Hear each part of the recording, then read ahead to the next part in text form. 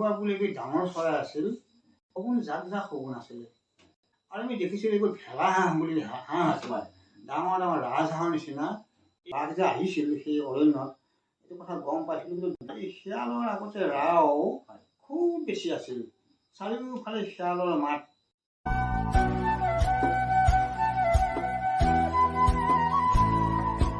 তাহানিৰ প্ৰাকৃতিক পৰিৱেশ কেনেকুৱা আছিল আৰু এতিয়াৰ প্ৰাকৃতিক পৰিৱেশ কেনেকুৱা হৈছে সেই বিষয়ে দুআষাৰ কথা পাতিবলৈ আমি আহিছোঁ ভৱেন চন্দ্ৰ পাটু ছাৰৰ কাষলৈ। আমি তেখেতৰ পৰা জানিম তেখেতে শৈশৱত প্ৰাকৃতিক পৰিৱেশ কি দেখিছিল, কি কি জীৱ জন্তু দেখিছিল।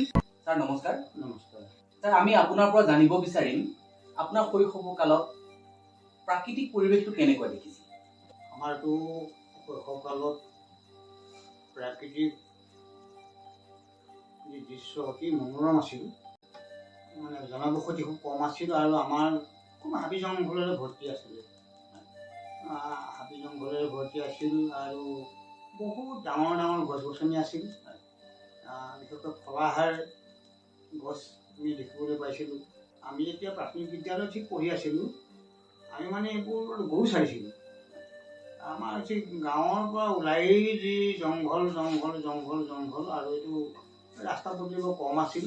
কম মানে যোৱা অহা ৰাস্তাটো আছে আৰু এইটো বোকা পানী। আমি এইবোৰত মানে তাৰ মাজেদি আমি গৰু চাৰিবলৈ গৈছিলোঁ। আমাৰ পাৰ আছিলোঁ গৰু, আম গছ, তেতেলী, মানে এইবোৰ বিভিন্ন লাগনি গছ। আমি মানে খুব পাত ভৰাই ভৰাই আম খাইছিলোঁ। চাৰিওফালে বিৰিণা, খেৰ, ইকৰা আৰু খুব মাছৰ ডোভা আছিলে। এইবোৰ যেতিয়া বাৰিষা হৈ যায়, এই বাৰিষাৰ পিছত শুকাই যোৱাৰ পিছত এই ডোভাবিলাকত মানে খুব মাছ পোৱা যায়। মানে এটা নান্দনিক পৰিৱেশ আছিল য'ত মাছ পুঠিৰ পৰা ফল মূলৰ পৰা কোনো অভাৱ নাছিল। আমাৰ মানুহে সেই সময়ত একো অভাৱ নোহোৱাকৈ একো নিকিনাকৈ আমাৰ গঞাই ভাত মুঠি খাব পৰা এটা পৰিৱেশ আছিল। কিন্তু সেই সময়ত আপুনি কি কি বনৰীয়া জীৱ জন্তু দেখিছিল যিবোৰ আজি দেখা নাই? তেতিয়া বিশেষকৈ এই চৰাই চিৰিকটিৰ ক্ষেত্ৰত এই মানে এতিয়া বৰ্তমান দেখা নাযায়। এতিয়া আমি এই উৰুৱা চৰাই, উৰুৱা বুলি এবিধ ডাঙৰ চৰাই আছিল। এই চৰাইবিধে প্ৰায় দিনটোত 3বাৰমান যিকোনো সময়ত নামাতে। ঠিক মানে 10 বজা, 12 বজা, 3 বজা আৰু এই যেন সময়ৰ সংকেত দিয়ে। এই ডাক দিলেই আমাৰ ৰান্ধনীবিলাকে ভাত ৰন্ধা, গৰখীয়াবিলাকে গুৰ মেলা, মানে দুপৰীয়া আকৌ ভাত খোৱা ইত্যাদি মানে সময় বা এটা নিৰূপণ কৰি দিয়া দিছিলে। এইটো উৰুৱা চৰাই। তাৰপিছত আমি দেখিছিলোঁ যে বিশেষকৈ শগুন, এতিয়া কমি গ'ল, শগুনটো ক'ৰবাত দেখিবলৈ পোৱা নাযায়। শগুন জাক জাক শগুন আছিলে।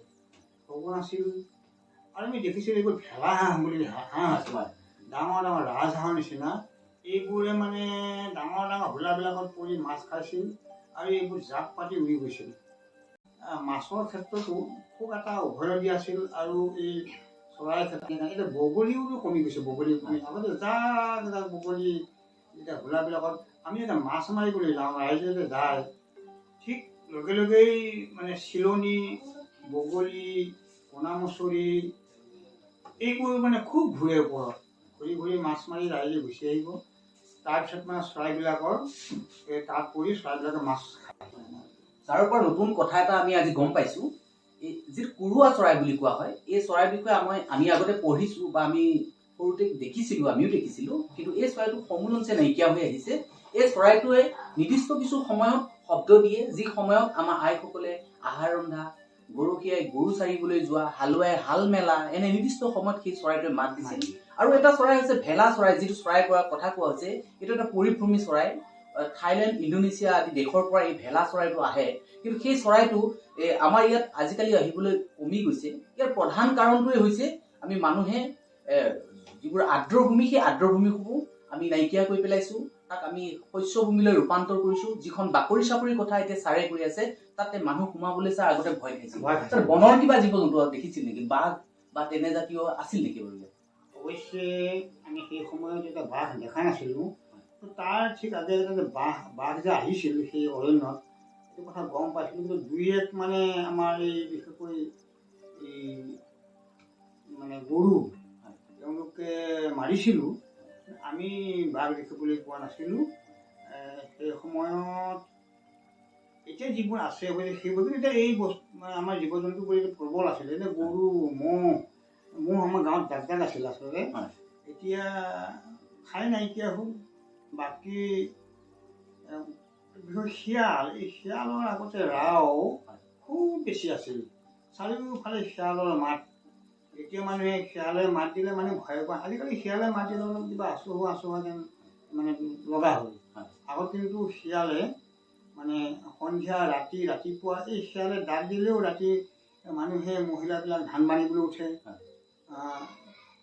মানে এই আমাক পঢ়িবলৈ জগাই দিয়ে, উঠ এয়া শিয়ালে ডাক দিলে, কুকুৰা চৰাই ডাক দিলে ইত্যাদি ধৰণৰ মানে আমাক এইবোৰ এটা সজাগ কৰি দিছিল। শিয়ালবোৰ এতিয়াতো নাইকিয়াই হৈ আহিছে। আগতে শিয়াল যিমানবোৰ আছিল, আগতে শিয়ালৰ মাত শুনিলে মানুহে ভয় নাখাইছিল, কিন্তু এতিয়া হঠাতে আহি কাৰোবাৰ চোতালত যদি শিয়াল এটাই মাত দিয়ে তেতিয়াহ'লেতো ৰাইজে ভয় খাই যাব। ছাৰ, আপোনাৰ দিনতে কাউৰীবোৰ দেখিছিলে? আজিতো কাউৰী নাইকিয়া হৈ আহিল। ছাৰ, আপোনাৰ চোতালত ঘৰচিৰিকাই ধূলিৰে খেলি আছিলে, জাক ঘৰচিৰিকা, এইবোৰ চৰাইও নাইকিয়া হ'ল। ছাৰ, কি ক'ব আপুনি? এতিয়া এই অৱশ্যে ঘৰচিৰিকা আৰু কুকুৰা চৰাই অতি সৰু চৰাই, কিন্তু সুন্দৰ চৰাই। এই ঘৰচিৰিকা চৰাইটো খেৰৰ ঘৰত খুব বাহ লয়। খেৰ আৰু বাঁহৰ চুঙাত খেৰৰ মেজিত এইবোৰ খুব বাহ লয়। এই ঘৰচিৰিকা এতিয়া ক'ৰবাত কোনোবা সময়ত দুই এক আহে, বৰ বিৰল হৈ থাকে, বিৰল। এই এতিয়া খেৰৰ ঘৰবোৰ নাইকিয়া, থাকিবলৈ জেগা নাইকিয়া হ'ল। তেওঁলোকে এতিয়া ইয়াৰ পৰা চৰাইবোৰ আচলতে আমাৰ দেখিবলৈ পোৱাই নাযায়। আছিল আগতে আপোনাৰ আমি কওঁ কাণকৰিকা চৰাই বুলি। কাণকৰিকা চৰাই এইবোৰ বিশেষকৈ এই বালিচহীয়া ঠাইত যদি কেনেবাকৈ ডাঙৰ এই গাঁত খান্দে, এই গাঁতৰ ঠিক কিনাৰে এই কাণকৰিকা চৰাইটোৱে বাহ লয়। এইবোৰে নাইকিয়া হ'ল। বহুত চৰাই এতিয়া দেখিবলৈ পোৱা নাযায়, নাইকিয়া হ'ল। ঘৰচিৰিকা চৰাইক পৰিৱেশৰ সূচক বুলি কোৱা হয়। ঘৰচিৰিকা আৰু বনচিৰিকা দুটা প্ৰজাতি পোৱা যায়, কিন্তু এই চৰাইবোৰ নাইকিয়া হোৱাৰ কাৰণে ঘৰচিৰিকা দিৱসো পালন কৰা হৈছে। কিন্তু যি অঞ্চলত ঘৰচিৰিকা চৰাইৰ সংখ্যা কমি আহিব, এটা জাকত 50টাতকৈ কম থাকিব, সেই ঠাইত কোনো জীৱ জন্তুৱে এটা সময়ত নিঃশেষ হৈ যাব বুলি বিজ্ঞানীসকলে মানে অনুমান কৰিছে যে যি অঞ্চলত ঘৰচিৰিকা চৰাই নাথাকিব তাত বনৰ পশু পক্ষী বা মানুহৰ বাসোপযোগী ঠাই হিচাপে ধৰি ল'ব পৰা নাযাব, কিয়নো কিছুদিনৰ পিছত সেইবোৰ ঠাইত মানুহ থকা উপযুক্ত পৰিৱেশ নাথাকিব। এতিয়া ঘৰচিৰিকা চৰাই নাইকিয়া হৈ আহিছে, কেৱল মানুহৰ কাৰণে নাইকিয়া হৈছে। অকল খেৰৰ ঘৰেই নহয়, বহু সময়ত বহু ঠাইত ঘৰচিৰিকা চৰাইবোৰ কোনোবাই ধৰি খাইছিল। কেতিয়াবা প্ৰাকৃতিক পৰিৱেশৰ কাৰণেও, শিল বৰষুণৰ কাৰণেই হওক, সেইবোৰ মৰি গৈছে। আমি খেৰৰ ঘৰ বনাবলৈ বাদ দিছোঁ, আমি খেৰৰ মেজি এটা ঘৰত ৰাখিব নোৱাৰোঁ, আমি যথেষ্ট যান্ত্ৰিক হৈ পৰিছোঁ, সেইকাৰণে হয়তো এনেকুৱা হৈছে। কিন্তু ছাৰ, শগুনবোৰ নাইকিয়া হ'ল। বিজ্ঞানে কয় যিবোৰ মৃতদেহত মানে যিবোৰ জীৱৰ মৃতদেহ শগুনে ভক্ষণ কৰে, সেই জীৱবোৰৰ মানে জীৱিত অৱস্থাত যেতিয়া চিকিৎসা বিভাগে পশু চিকিৎসালয়ৰ পৰা পশু চিকিৎসকসকলে ডাইক্ল'ফেনাক ব্যৱহাৰ কৰি যিবোৰ ইনজেক্ট কৰে, তেতিয়াই তাৰ দেহৰ পাকস্থলীত সেই বিষবোৰ জমা হৈ থাকে, ডাইক্ল'ফেনাক ছ'ডিয়াম, আৰু তাৰপিছত সেইবোৰ খোৱাৰ পিছত শগুনৰ মাংসপেশীবোৰ নিভোকা হৈ আহে, ফুলি উঠে গোটেই গাটো আৰু উৰিব নোৱাৰা হয়। আৰু যদি সৰহকৈ সেই তেণ্ডজাতীয় খাদ্য খায় তেতিয়াহ'লে 24 ঘণ্টা বা 72 ঘণ্টাৰ ভিতৰতে এটা শগুনৰ মৃত্যু হ'ব পাৰে। কিন্তু ইয়াৰ উপৰিও ছাৰ, আমাৰ সমাজত এনেকুৱাও দেখা গৈছে, আপোনালোকৰ আই উপায়সকলে গৰুবোৰ যেতিয়া পুহিছিল, হালোৱা গৰুটো গোটেই জীৱন আপোনাৰ কাৰণে কষ্ট কৰি সি আপোনাক উপাৰ্জন দি গ'ল, কিন্তু সেই গৰুটো বেছি নিদিয়ে। আজিকালি মানুহে আকৌ ই বুঢ়া হ'লে বেছি দিব লাগিব, মানৱতা ক'ৰবাত নাইকিয়া হৈছে নেকি? সেইটো কথা হয়। এতিয়া আগতে আমাৰ গৰু বহুত আছিল, জাক গৰু এটা গোহালি ভৰ্তি হৈ থাকে প্ৰতিখন মানুহৰ ঘৰত। এই জীৱ জন্তুবোৰ যেতিয়া মৃত্যু হয়, তেতিয়া আমাৰ এইবোৰ ৰিজাৰ্ভত পেলাই দিয়ে, বা কোনোবা কলং বা ক'ৰবাত মানে মানুহ নোযোৱা ঠাইত এইবোৰ তাত থৈ আহে। তেতিয়া শগুনবোৰে এইটো ভক্ষণ কৰি তেওঁলোক জীয়াই থাকে। আৰু যেতিয়া ইয়াত আমাৰ কোনো ধৰণৰ মানে এই ঔষধ পাতি গৰুবোৰে ব্যৱহাৰ নকৰিছিল।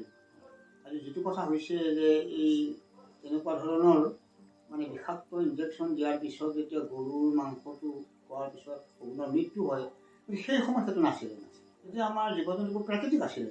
ঘাঁহ বন খাই যেতিয়া বয়সস্থ হৈছে, বয়সস্থ মৰিছে, আমাৰ মানুহে যেতিয়া বয়স হ'লে বিক্ৰী নকৰে, আমাৰ এইটো পাপ বুলি ধৰে মানুহে, এইটো বৰ দুখ লগা কথা হ'ব। মই ঘৰতে আজি সৰুৰে পৰা পুহিলোঁ, যে দুখ কৰে মানুহে, গৰুটো বেচিবলৈ দুখ কৰে। কিন্তু কেতিয়াবা হয়তো উপায় কৰি বিক্ৰী কৰে। এই যেতিয়া মাংস আমাৰ মৃত্যু হয়, গৰুবোৰ যেতিয়া গৰুমুখ আনি যেতিয়া কোনোবা মুকলি ঠাইত বা বাকলিত পেলাই দিয়ে, তেতিয়া শগুনে খোৱাৰ পিছত শগুনৰ কোনো ধৰণৰ ক্ষতিসাধন নহয়। এতিয়া নোহোৱাৰ কাৰণে শগুনৰ বৃদ্ধিটো বেছি আছিল। আৰু এতিয়া গৰু বা অন্যান্য জীৱ জন্তু মানুহৰ ঘৰত নাইকিয়াই হ'ল। এতিয়া যন্ত্ৰৰ দিন চলিলে, এতিয়া বাকলিত বা ক'ৰবাত গৰু মৰা বা কিবা পেলোৱা বুলিতো এতিয়া আমি দেখিবলৈ নাপাওঁৱেই। কিন্তু শগুন থকাটো কোনো এতিয়া তেওঁলোকৰ ৰাস্তাই নাই বুলি ভাবিছোঁ।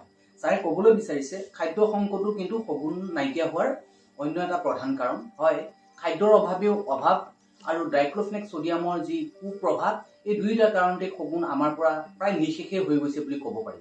ছাৰ, এনেকৈ যদি আগবাঢ়ি গৈ থাকে, আপোনাৰ জীৱনৰ প্ৰায় 65টা বছৰত যি দেখিলে, এনেকৈ যদি পৰিৱৰ্তন হৈ গৈ থাকে আৰু 50টামান বছৰৰ ভিতৰত আমাৰ প্ৰাকৃতিক পৰিৱেশ কেনেকুৱা হ'ব?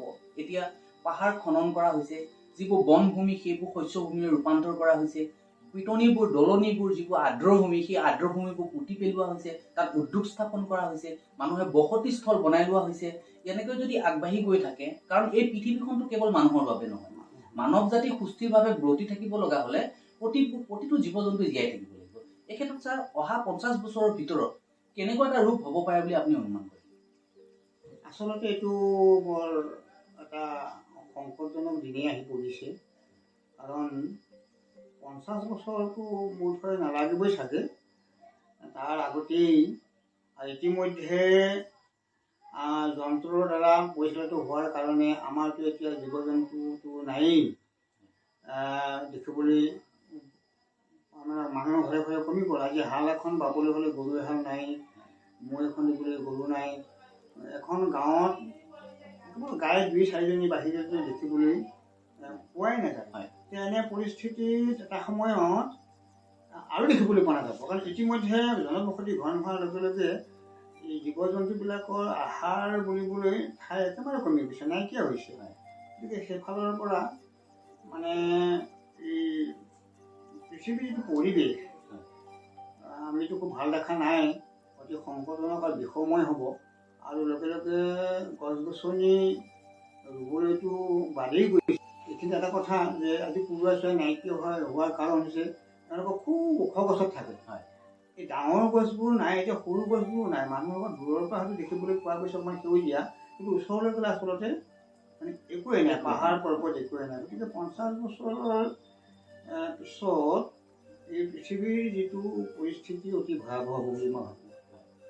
হয়, পৃথিৱীৰ পৰিস্থিতিটো অত্যন্ত ভয়াৱহৰ ফালে গতি কৰিছে। এতিয়া হাৰগিলা চৰাই সেই একেই কথা, কিন্তু বৰটোকোলা বুলি কওঁ আমি, বৰটোকোলা প্ৰজাতিৰ চৰাইবোৰ নাইকিয়া হৈ আহিছে দিনক দিনে। ইহঁতৰো সেই শগুনৰ দৰে বিষক্ৰিয়া হৈছে। আমি ধাননি পথাৰত কীটনাশক ব্যৱহাৰ নকৰাকৈ একো কামেই নকৰা হ'লোঁ।